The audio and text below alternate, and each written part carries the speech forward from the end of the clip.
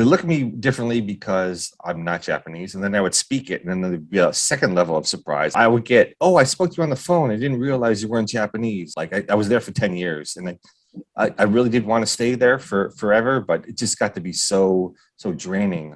I left. And no matter where I went or what I did, someone's looking at me. So I spent a lot of time eventually. Spoken from a man that wears pink and does stand-up comedy. So here's the thing. When I went over there.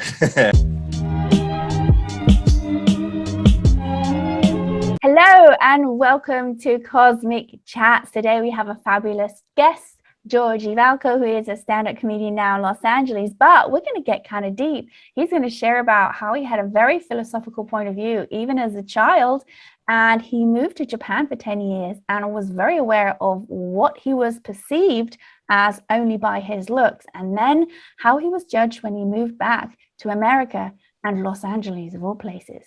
But before we get to that, let's get into our warm-up question on Cosmic Chats. So, Georgie, how would you describe the taste of a banana to someone who's never eaten one?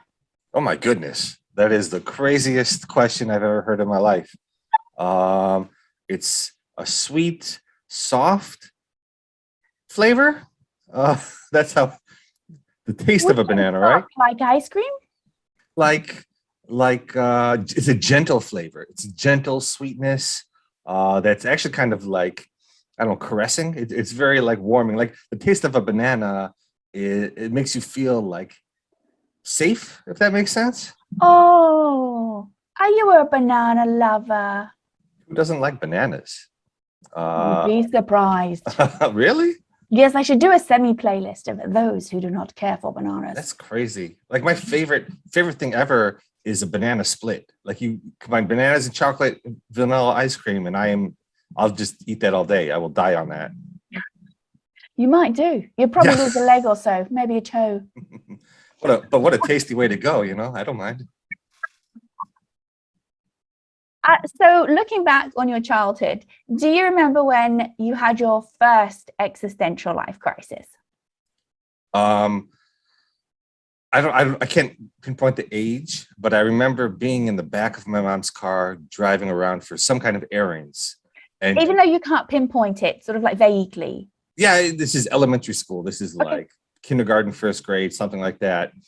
Driving around the back of her car and being like, where did the universe come from?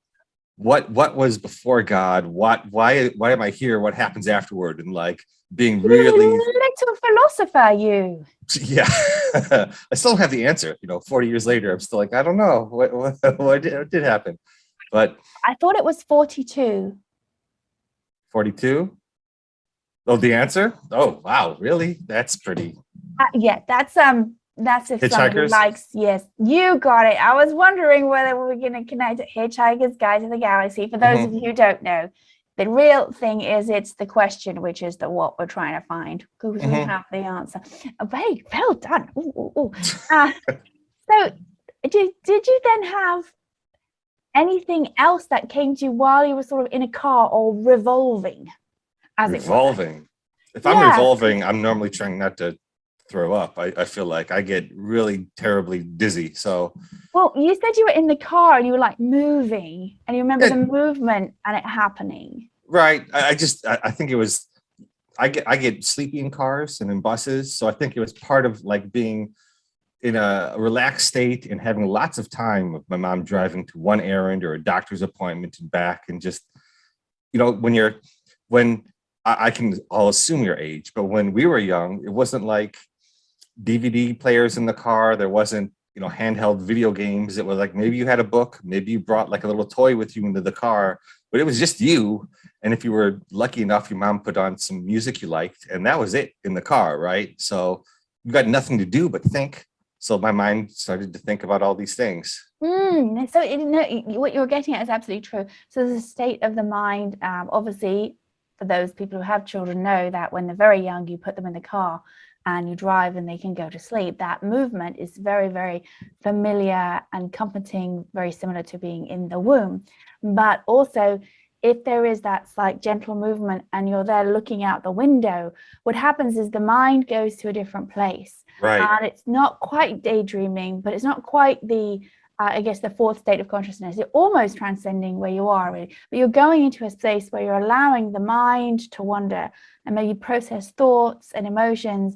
And that's when one can actually start to tap in. So at a young age, and it's far more accessible at a young age Right. than it is older, because when we have more stress, basically it takes up activity in the brain on what to do. It's harder to get to that place of where there's creativity as well. Sure. So yeah, so you're sort of reading is sort of like almost like a meditative state without even realizing it at this point.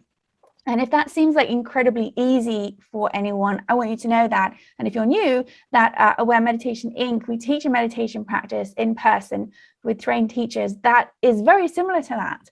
You basically get to that space where you allow the mind to wander, because meditation goes either to concentration or non-directive practices, right?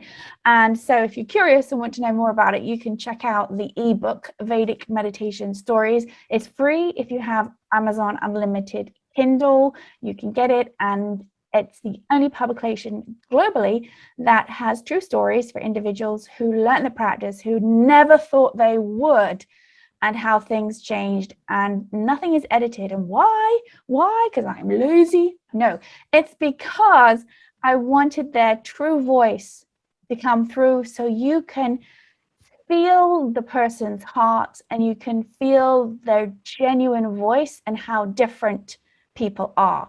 So I didn't expect to go into that sooner, but you sort of really sort of just opened up that segue, as it were. You're welcome. Well, there we go. I guess I'm a pretty good guest. What can I say? Yes, 10 out of 10. 5 stars, Georgie. Do you know, did you ever get called that rhyme? Georgie, Oh, of Porgy, course. pudding and pie? Of course. Yeah, all the time. Yeah, I wasn't sure if it was a big thing in the States or not. Yeah, that, and there was always, oh, you're like George Washington. You're like, here's the thing, like George I don't know about in England, but in the States, George used to be a real popular name. And now it's not very popular. So it was like an old person's name, you know, and now there's so few of us. I hated it as a kid, but now I'm like, yeah, I'm kind of rare. I like George now. And where in the States did you grow up? Ohio, outside of Cleveland. Okay, so you've got some people loving the, I was going to say Confederacy, but I can get in trouble for that. But you know, very, not that other states are unpatriotic, but when I think of Ohio and I think of some of, you know, fundamental, there's definitely that middle America, that American flag that is up. So there would be more awareness of George Washington, you know. I mean, everyone knows who George Washington is. I think it's just, you know, a way for kids to tease kids about, oh, you're like, your name sounds like George Washington. You must be old. You know, it's. I was like, would they not just say Boy George? I don't. Or a music icon. Yeah, I don't know if he was as popular with young kids over here when I was growing up, you know? Right. Well, that one. But other sense of George as or like a pop idol, right? You know. Right. Anyway, but that's fascinating too. So, when was your next sort of thought like this, or when you observed that you basically, and you're such a good guest, you sort of got to the center of it. You were not really the center of the universe. Man, when did I realize I was not the center of the universe? Well, this is what these existential life crises really are. Oh my gosh, everybody who's watching this, you don't need to watch another one yet, because he's the first guest that's got what it's really all about. Right. I feel like I just realized now when you said that I'm not the center of the universe, it finally sunk into me. So practice makes perfect. But that's really what the realization is. Sure. Right? Things are not what I thought they were. Mind blown, perception change. So let's say you were 7 or 8 with, what's going on? Did it just float by, or did you start to have recurring questions? I think that's been a question of my life, like my whole life. Like I'm lucky enough to grow up in a family that had plenty of money, and we weren't hurting for things. So I didn't have other struggles. So then the struggle of like an upper middle class white person is the struggle of why. You know, I've got nothing else to worry about. So now my brain can ponder, why am I here? What's the point of things? So I think just the ease of my life allowed me to question that more. And something I've questioned a lot. I also grew up in a Catholic family, so there was a lot of God this and God that. And for me, it came down to when I sort of let go of that faith a little bit and realized, like, okay, I'm not living for this other thing. Things are just, it's about what's happening now, and I can let it go. I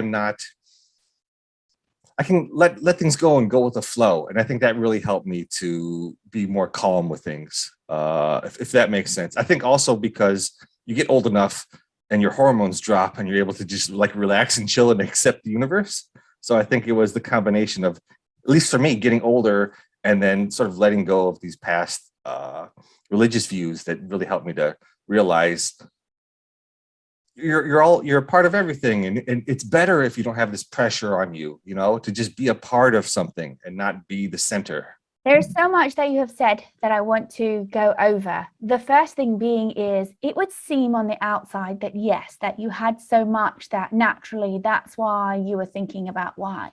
But that's actually not true. There are many great philosophers, or those who questioned, who did not come up in affluence. But that's also the mindset or the consciousness of, oh, why this would happen. Right, like you have all these things, that's why I could question it, right? And the reality is no, you have that because that's part of who you are. That even if that you had that same soul and you were put in, those questions would still be there. And I say that because it's important for people who are watching it, who may be relating to it, that it's actually the sign of an old soul when there's those moments in childhood, right, that we can start to click on to with that. Now, what sort of roundabout what age was it that you started to let go more? Probably in the 20s. And just to clarify, I'm not saying only rich people can do that. It just felt like it gave me an easier way to ponder about things. Yes, that's all. Absolutely. But and the point being is that absolutely, I didn't take that way for 1 second. But some people do have that perception that if someone has all of these outside things, we look at the success of the show Succession, right? And from people who are envious, oh, they have everything all together. Right. It's sort of like a dynasty, really, isn't it? All those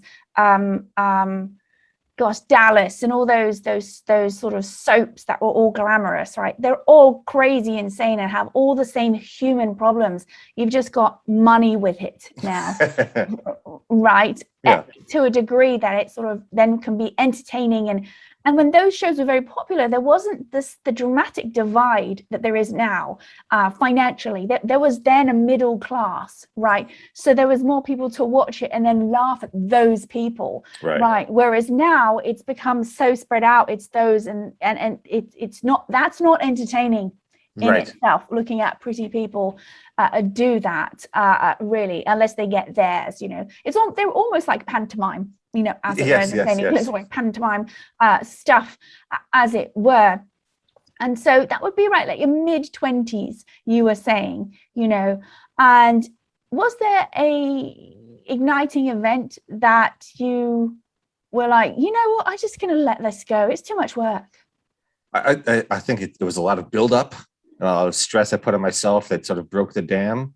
But weirdly enough, there was a song by the Flaming Lips that one of the lyrics is, if there ain't no heaven, maybe there ain't no hell. And that really opened up my mind to like, oh, right, if I let go of that, then I also lose this internal damnation that might be coming, and I can just sort of live in the moment. And that was pretty freeing. If you can really let that lyric sink in, I think that's really freeing.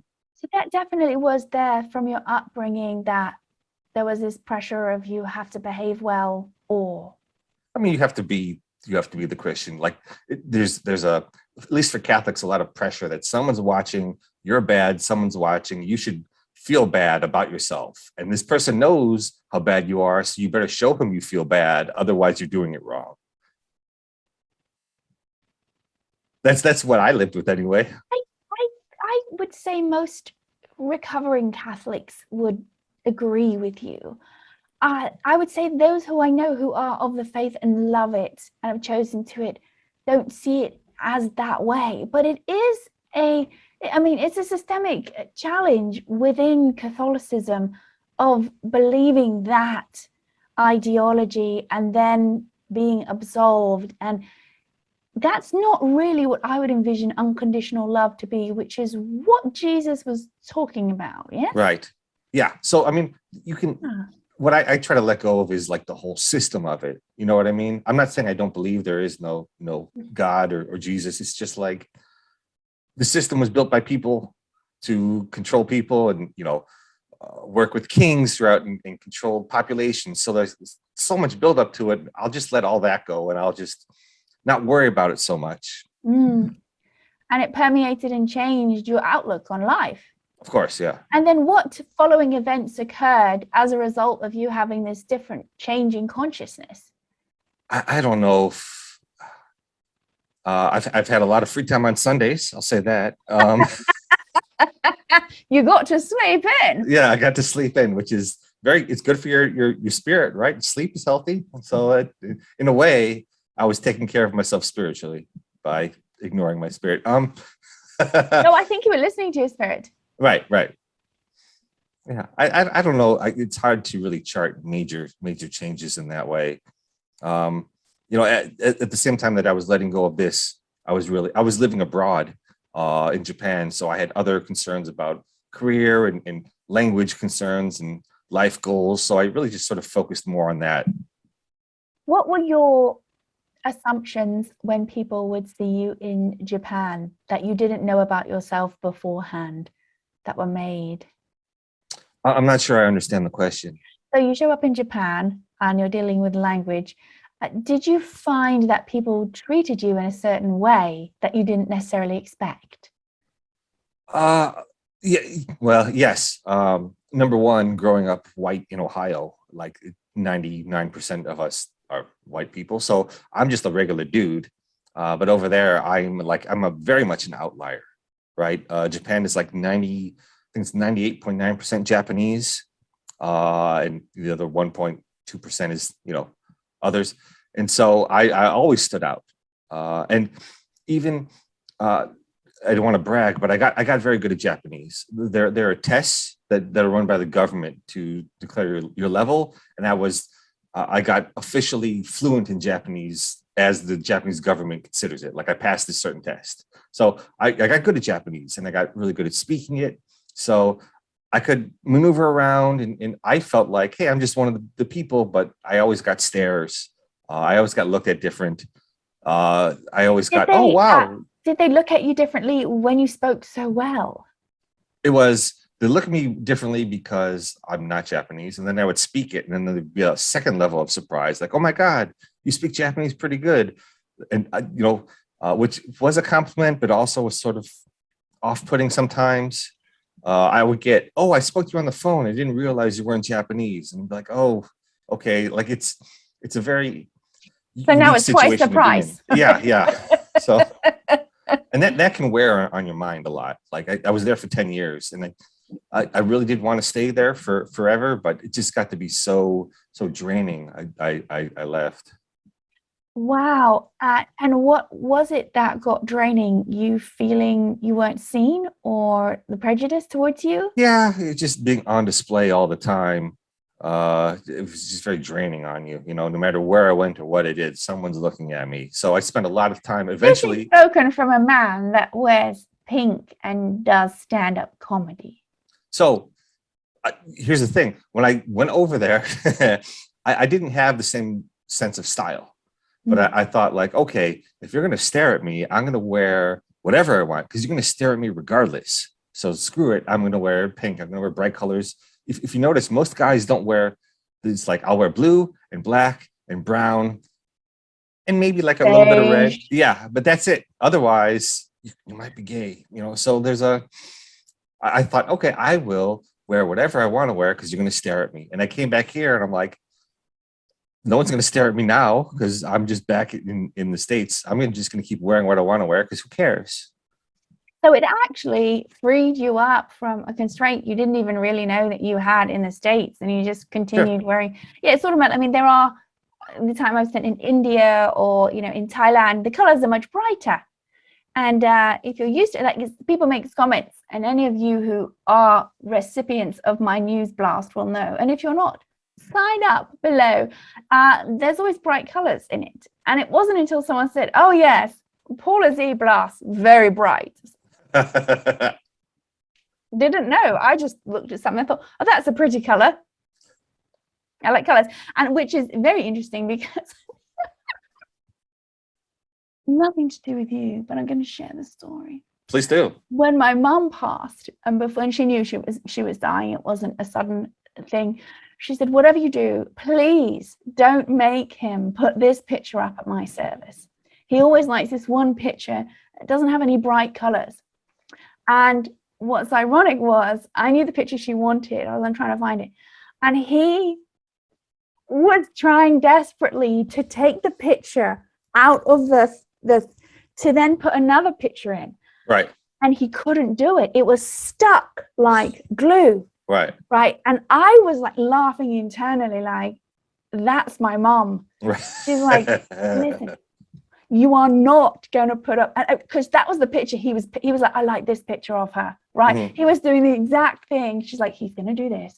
Don't let him do it. And right. I'm going to tell you, we came back from the service and I was like, oh, and I opened, and the picture came off. Right. Oh my.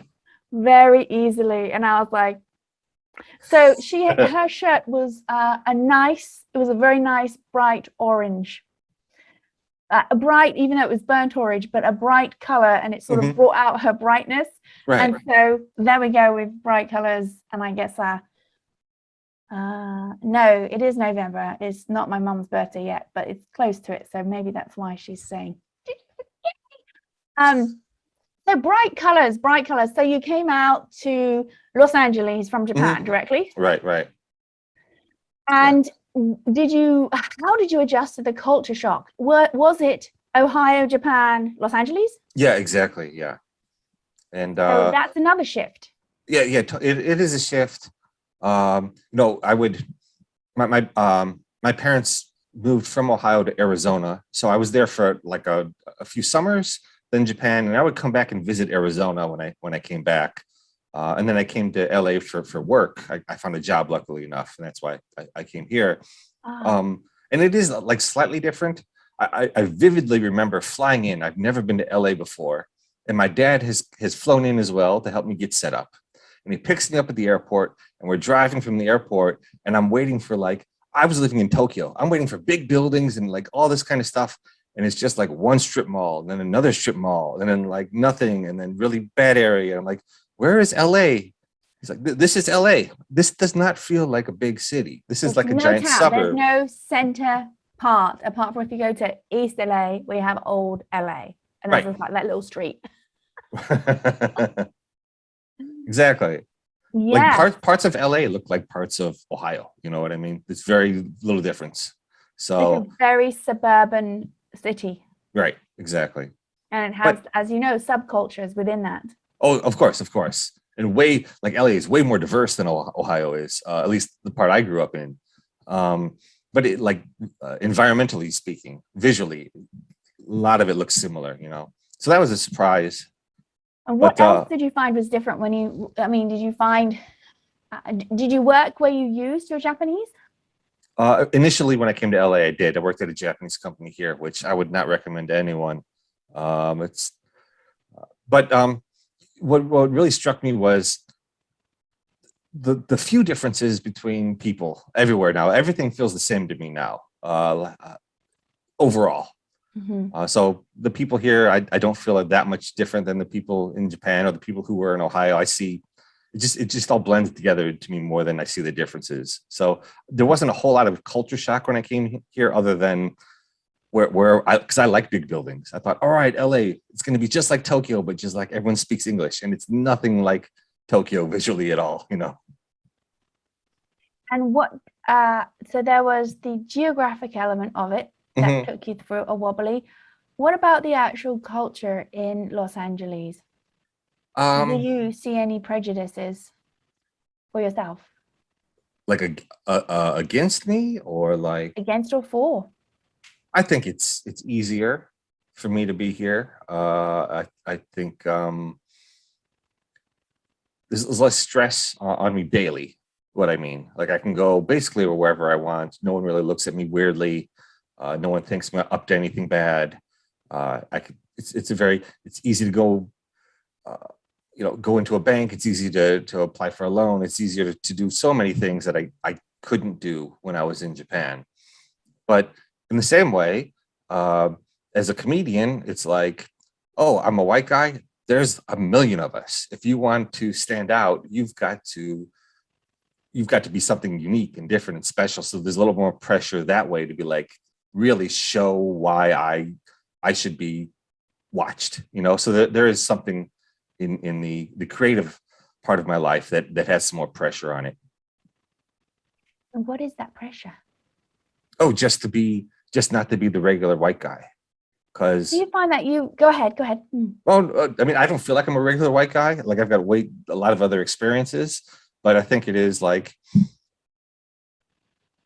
you want to get, as a comedian, you want to get booked. You want to be on a show, and they're like, all right, we can't have all white guys, so you sort of sometimes you can be limited by what shows you can do. But let's look at this from more a philosophical point of view. Sure. Like genuinely, would you say it then put you into a place where you were forced to really look at what is your voice? Yeah, exactly. Yes. It's not necessarily a bad thing, and it's not like I'm complaining how hard it is, but it was just I thought the dichotomy between my regular stuff, everyday life is really easy, but creatively I've got to work harder than I would have had to a decade ago or 2 decades ago as a white guy to really stand out. It's pushing me in a good way. And there is the assumption that you are just Joe Schmo. Right. White, privileged Joe Schmo. Right. And I find the more interesting comedy shows are the ones that have a more diverse lineup. And it's not in like just a cosmetic, let's make sure we have a Black person and a Latino person and an Asian person on the lineup. It's like they've got different experiences, they've got different stories to tell, and they've got unique perspectives that bring about jokes you would never think about. So it's a way more interesting show just to have different kinds of people on there, which will really reflect the actual culture of what is for Los Angeles specifically, having more of those voices. So would you say your experience of being in Japan and realizing you're sticking out like a sore thumb, not necessarily liking that, then you're here and you're like, oh, they think I'm this because of how I look. Who am I? Yeah, who am I is a big question. Would you then say that through the process of writing or working on towards for those of you who don't know, it's called a set when you stand up and you do some comedy, and it is often something that's brought to businesses and industry because it forces one to look at, well, what is my point of view? Right. Exactly. And maybe that had not really been asked in the same way with the same amount of attention ever in one's life, because it's either the Catholicism, the parental ideas, the schooling. You're not actually asked to look at, well, what am I? Sure. It's not what am I, it's conform to how you should be. There was a lot of, with my, at least Catholicism and my parents, was this is the person, you have to be like this, don't stand out, don't embarrass us, make sure you're just like everybody else, and now I do anything I can not to be like anyone else. Would you say that if you moved, let's say you moved to a different town and you were still doing comedy stuff, that would have to then adjust again because there's not such a need to stand out? I mean, maybe, but I feel like I found my voice now. Like I feel like I know myself really well. So even if I move to like Texas or Seattle, I think some of the subjects I talk about might change because of the environment, but I think my point of view and who I am would remain mostly the same. And if you were to go back and while the little boy is sort of looking out the window, having these questions, and if there was another little voice which would come in, and I think the little boy might accept it, and it was you giving him a little word of wisdom that came in the form of a thought, what would you whisper to him? Don't be afraid. I think I'm always nervous or a little cowardly about doing something or saying something or, sticking out. So I would tell him, don't be afraid. Be you. Don't be afraid of problems. Like I naturally cower a little bit, but when I get my courage up, then I'm able to do stuff. So it would just be to encourage me to be braver, because in life, it's just you, right? You don't have, you can depend on other people, but 99% is about you doing what you have to do. So just relying on myself more. Be who you are. Well, thank you so much, Georgie, for joining us and showing us some information we might not have thought about, knowing and looking at Georgie and his point of view. If you like the chat, please like, subscribe and share, and please support the channel because it is listed as a non-profit through Google, and we look forward to seeing you all in the next Cosmic Chats.